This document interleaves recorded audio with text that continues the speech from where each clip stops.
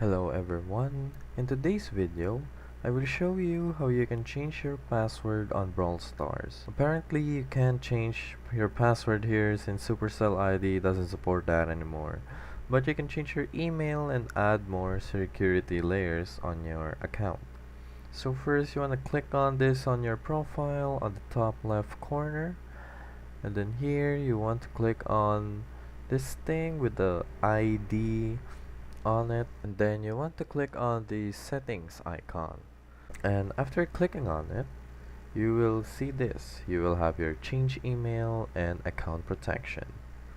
So here, this is where you can change your email and add like your two-factor authentication.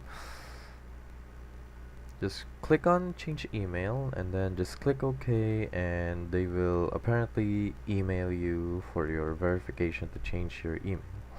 And then on the account protection, you will just use your phone number with OTP sending you every time you log in.